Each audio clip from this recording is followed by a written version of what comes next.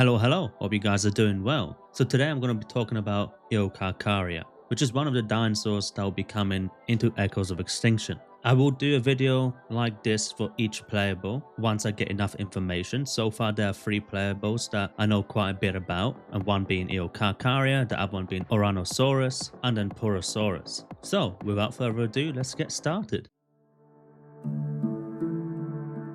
What family does Eocarcharia come from? Carcharodontosauridae, which means sharp-toothed lizard. And what are the popular dinosaurs that you may know that come from this family? Giganotosaurus and Carcharodontosaurus. And Eocarcharia would live in nowadays North Africa, specifically in the Tenere Desert region of Niger. And of course, it was a carnivore. So now let's switch it up to the game of Echoes of Extinction. What will it be like in the game? So the behavior profile is it's a carnivore, cooperative, heavy bleeder, a suffocator. So Eocarcharia grabs prey by the neck in order to suffocate them. In groups, Eocarcharia is extremely effective, which is great for a game. You can jump on with some buddies and have some fun. And its attack style would be grabbing different body parts, working as a team, bringing larger prey down, and of course bleeding them out.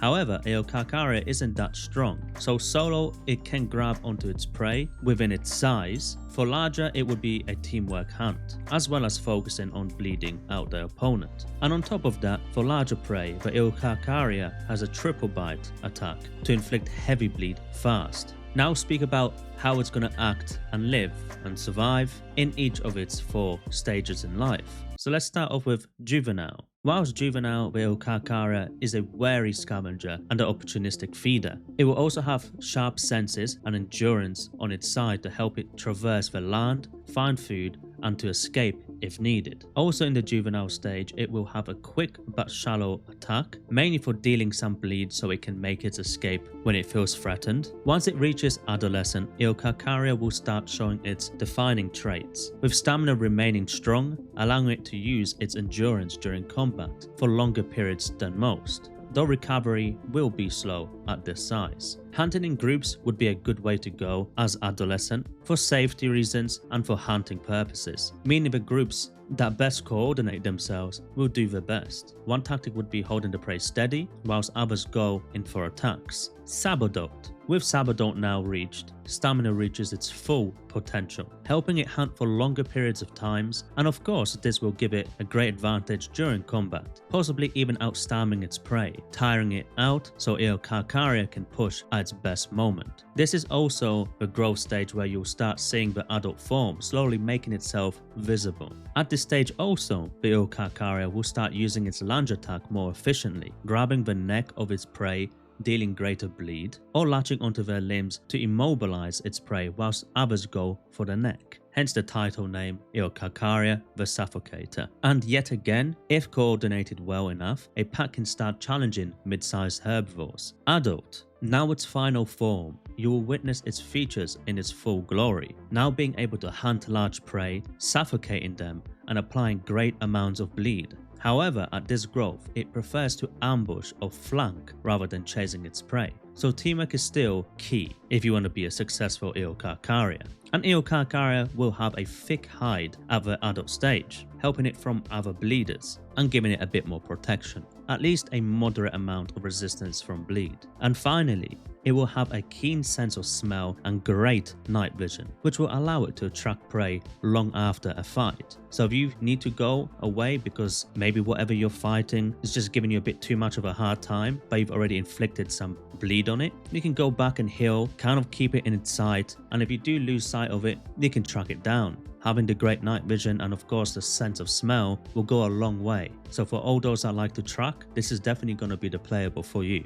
Eocarcharia will be strong, but a little on the slow side for recovery, and not the strongest predator as well. There will be many around its size and bigger that it will have to stay clear of. And fighting with patience and in groups will go a long way, as this will help you to survive. And the thing is about Eocarcharia that I do look forward to it. I do love Carcharodontaurids, and I feel like this one's going to be a really nice first addition to the game. A nice sized land predator, not too small, not too large. A lovely introduction to the game that we'll actually be able to learn as well. And I do like the amount of attacks it has and the way you can play it. It does seem like it's going to be definitely something that's going to be pushing for playing as a group. But I feel like you could also play it solo if you wanted to. Just depends on what you'd actually like to attack. Or should I say hunt.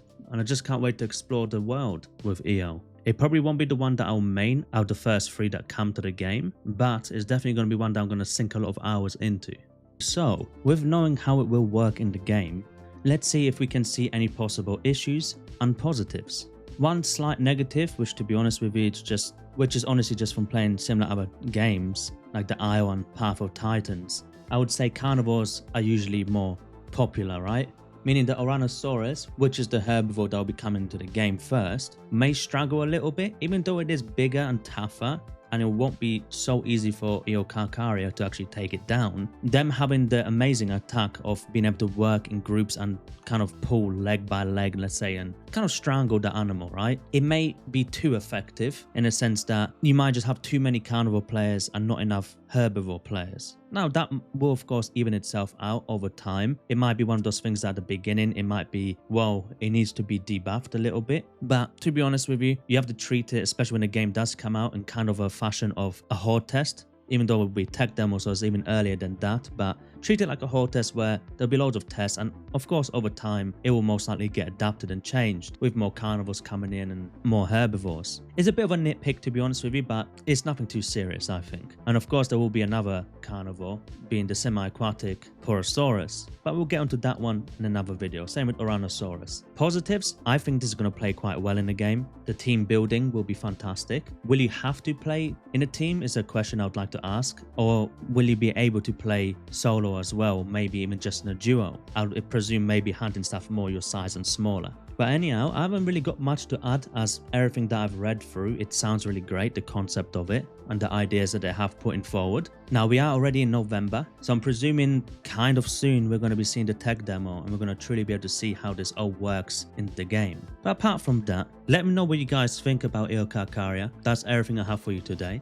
I personally look forward to it. Not my most anticipated one of the 3, but definitely one that I'm going to play quite a bit. Next, it will be Ouranosaurus, and then after that will be Porosaurus. And then after that, once I get enough information, I'll carry on making videos on each playable. Apart from that, you guys have a fantastic day. I'll see you guys on the next one, and peace.